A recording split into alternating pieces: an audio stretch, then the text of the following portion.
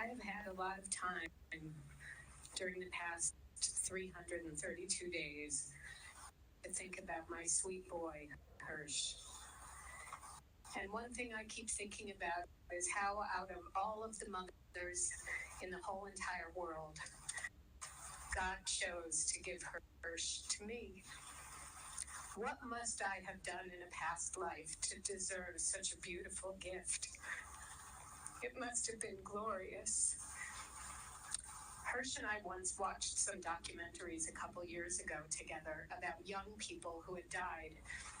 And he commented, how come everyone who dies young is always said to be the funniest, the smartest, the greatest, the handsomest? Why doesn't anyone ever say, I liked Max, but you know what? He was pretty stupid and his sense of humor was off and he had bad breath. I am honest, and I say it's not that Hirsch was perfect, but he was the perfect son for me. And I am so grateful to God. And I want to do Hakarat Hatov and thank God right now in front of all of you for giving me this magnificent present of my Hirsch. For 23 years, I was privileged to have the most stunning honor to be Hirsch's mama. I'll take it and say thank you. I just wish it had been for longer. Hirsch, for all these months, I have been in such torment and worry about you for every single millisecond of every single day. It was such a specific type of misery that I have never experienced before. I tried hard to suppress the missing you part because that I was convinced would break me. So I spent 330 days terrified, scared, worrying, and frightened. It closed my throat and made my soul throb with third-degree burns.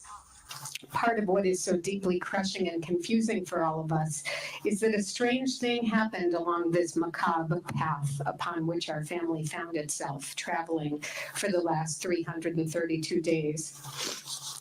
Amidst the inexplicable agony, terror, anguish, desperation, and fear, we became absolutely certain that you were coming home to us alive. But it was not to be. Now I no longer have to worry about you. I know you are no longer in danger. You are with beautiful honor. He will show you around. You will hopefully meet my grandparents who will adore you.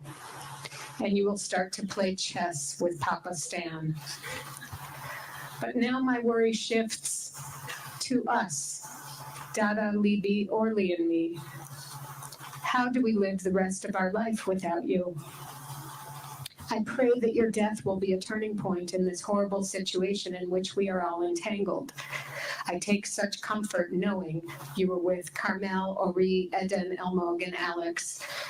From what I have been told, they each were delightful in very different ways. And I think that is how the six of you managed to stay alive in unimaginable circumstances for so very long.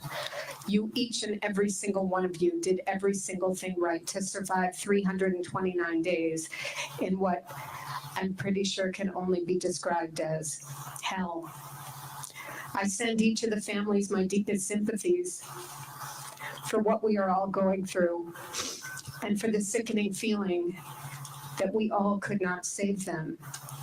I think we all did every single thing we could. The hope that perhaps a deal was near was so authentic, it was crunchy. It tasted close, but it was not to be so. Those beautiful six survived together, and those beautiful six died together, and now they will be remembered together forever.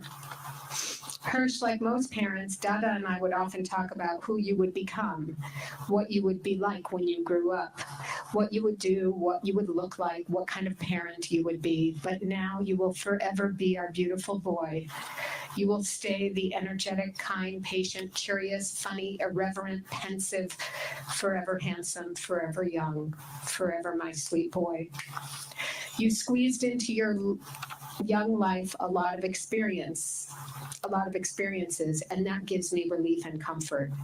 You made true, deep friendships. You traveled each summer and started to explore the world. You worked, you learned, you read, you taught, you served, you listened. You even fell in love and had a true, deep relationship for more than 2 years.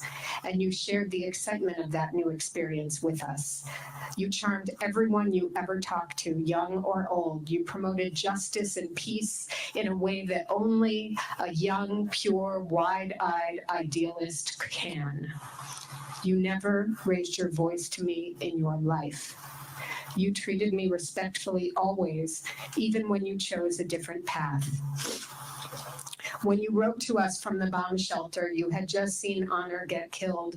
You had lost your arm and you thought you were dying. And you wrote to us, "I'm sorry," because you knew how crushing it would be for us to lose you.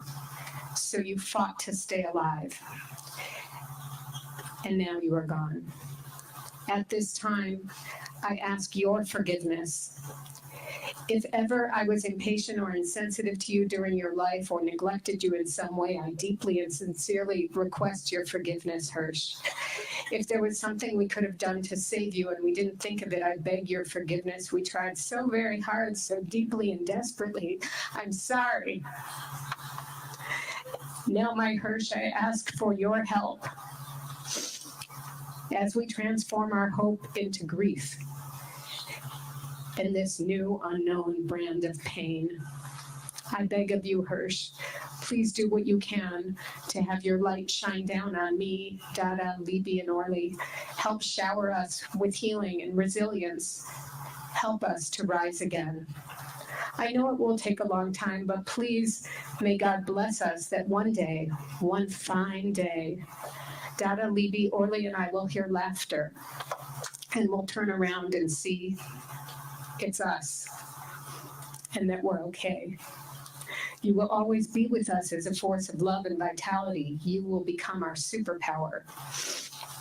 To Dahlia, Matt, and Richard, who came to be with us every single day during this odyssey of torture, there will never be enough words to express my gratitude to each one of you.